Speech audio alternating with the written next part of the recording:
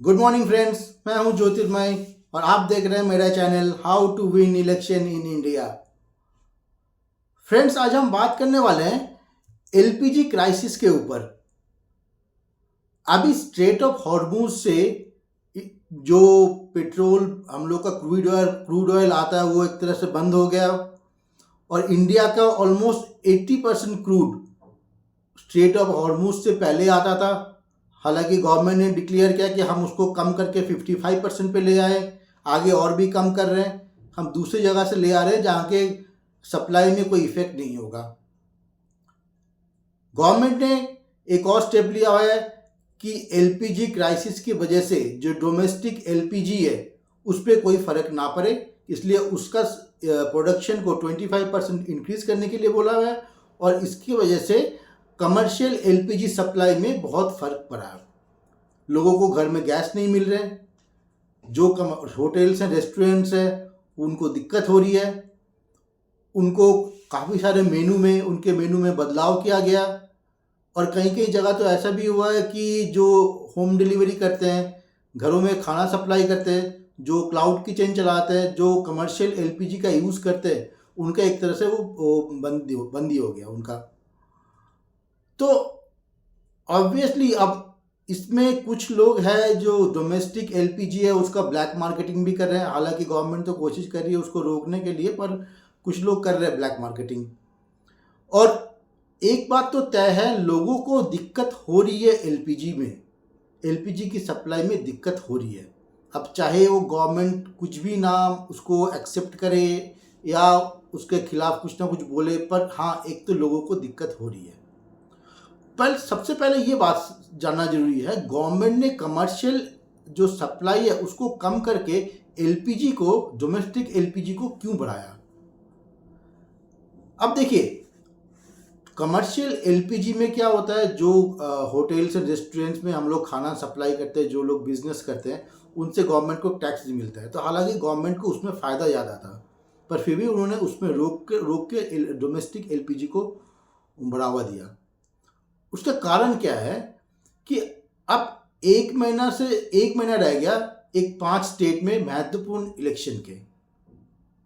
जैसे सबसे बड़ा तमिलनाडु हो गया, केरला हो गया, बंगाल हो गया और भी छोटे राज्य में, पर सबसे ये 3 मेन स्टेट है। बीजेपी इन सारे स्टेट्स में बहुत सालों से तैयारी कर रहे हैं कि चाहे वो इलेक्शन में अच्छा रिजल्ट करे या जीते। पर सवाल है कि एकदम से अगर जो वोटर है, रेगुलर वोटर है, अगर उनको घरों में दिक्कत होगी, जैसे घर की जो लेडीज़ है जो खाना वगैरह बनाती है, जो उनको गैस को सप्लाई की ज़रूरत है, अगर उनको दिक्कत होगी उसका डायरेक्ट इम्पैक्ट होगा इलेक्शन में। और ये इसलिए किसी भी तरह से गवर्नमेंट चाहते हैं कि हम जब तक सप्लाई को नॉर्मलाइज नहीं हो जाता, हम डोमेस्टिक एलपीजी की कोई भी सप्लाई में कमी ना होने दें, ताकि लोगों को एटलीस्ट एलपीजी का सप्लाई मिलता रहे और एटलीस्ट उसका इफ़ेक्ट, जो एलपीजी का क्राइसिस का या पेट्रोलियम क्राइसिस का जो इफ़ेक्ट है, उसका इफ़ेक्ट इलेक्शन में ना हो। क्योंकि देखिए, अगर आप लोगों से पूछे, लोग तो कहेंगे कि ऑब्वियसली अगर हमारे कहीं अगर वार चल रहा है, क्रूड ऑयल सप्लाई में कुछ अगर इफेक्ट है तो आपका सप्लाई में डिफेक्ट तो होगा ही, ये सब लोग मानते हैं। पर एकदम से आता है ना, अगर मान लो एलपीजी नहीं है, घर में खाना नहीं बन रहा है, तो एकदम से लोगों को गुस्सा आता है। अब गुस्सा निकालने के लिए जगह का एक तो कोई कहीं ना कोई जगह तो चाहिए। जैसे नॉर्मल ह्यूमन बींग्स की एक परसेप्शन है, गुस्सा निकालने के लिए कभी अपनी गलती नहीं मानते, वो किसी न किसी को उसको ट्रांसफ़र करते हैं। तो कौन किसके ऊपर जाएगा? LPG obviously government, central government के पास है, तो मोदी के ऊपर जाएगा या सेंट्रल गवर्नमेंट के ऊपर जाएगा। ये किसी भी तरह से गवर्नमेंट नहीं चाहती है कि हाँ एलपीजी के क्राइसिस हो और उसका इफेक्ट इलेक्शन में हो। पर सबसे पहली बात, कल मैं सारे पॉलिटिशियंस का जो उन्होंने बाइट्स दिया मीडिया में, वो मैं सुन रहा था। सबसे बड़ा हैरानी मुझे लगा आम आदमी पार्टी के जो प्रेसिडेंट है अरविंद केजरीवाल, उनका बयान में। अगर अब उनका बयान में वो भी मान रहे हैं कि एलपीजी की क्राइसिस है, गवर्नमेंट के एलपीजी के सप्लाई में है, ये सारी चीज़ ठीक है। पर लास्ट में उन्होंने एक और चीज़ें बताया कि जैसा लग रहा है कि वो मोदी हमेशा ट्रंप का एजेंट बन गया, वो ट्रंप के लिए काम कर रहे हैं। क्या कुछ सीक्रेट, और ट्रंप ने कुछ ऐसा सीक्रेट के बारे में बताया जो कि मोदी के बारे में, जो कि लोगों को पता चल जाए तो मोदी की बहुत बदनामी होगी, जो कि अरविंद केजरीवाल ने बताया। अब वो सीक्रेट है क्या? अब देखिए, अक्सर ये चर्चा में आ रहा, पार्लियामेंट में भी बोल रहे हैं कि एप्स्टीन फाइल्स, पर इस तरह की फाइल्स तो पहले भी बहुत आ चुका है। शायद ही इस तरह का फाइल से कुछ फर्क पड़ता है कहीं पे भी। अगर आप देखोगे, इससे पहले पिछले 10 साल में या उससे पहले जो सरकार थी या उससे पहले जो सरकार थे, हमेशा कुछ ना कुछ कोई ना कोई फाइल आता ही है। इससे कुछ भी फर्क नहीं पड़ता इलेक्शन में, ना कि सरकार में फर्क पड़ता, लोग उसको भूल भी जाते हैं। पर क्या इससे भी बड़ी कोई सीक्रेट है?